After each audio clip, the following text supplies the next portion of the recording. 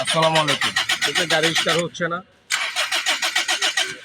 এটাতে আমি রোগ পাইলাম কি?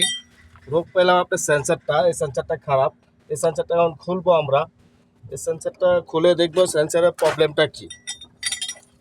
অবশ্যই সেন্সার আগে ফিটিং করে আমরা চেষ্টা করব গাড়িটা স্টার্ট হচ্ছে কিনা। এই সেন্সারটা কেটে গেছে।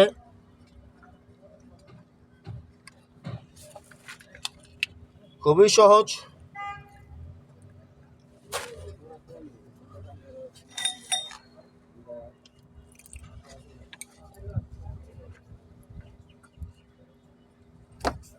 দেখেন সেন্সারটা খুবই ভয়াবহ অবস্থা। এই সেন্সারের ভিতরে দেখছেন কি অবস্থা। এই সেন্সারটা হয়তো কেটে গেছে। সেন্সারটা আমরা ফিটিং করব এবং ফিটিং করে দেখব কি অবস্থা। বুঝুন, আমরা রিকন্ডিশন একটা সেন্সার এনেছি। এই সেন্সারটা আমরা ফিটিং করবো রিকন্ডিশন সেন্সার।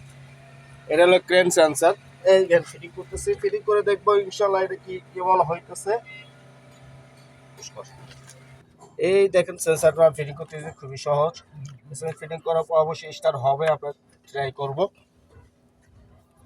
পুষ্কর অবশ্যই আপনার জ্যাকটা দেখে শুনে লাগাতে হবে, লক হয় কিনা এটা চেক করতে হবে। এটা একটু বিতর্কত লাগানো। হ্যাঁ, এই দেখে কচ করে শব্দ হচ্ছে।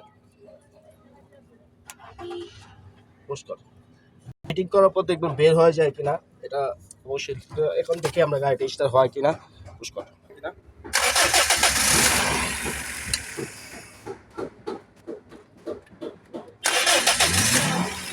গাড়িটা এক চান্স স্টার্ট হয়েছে গাড়িটা।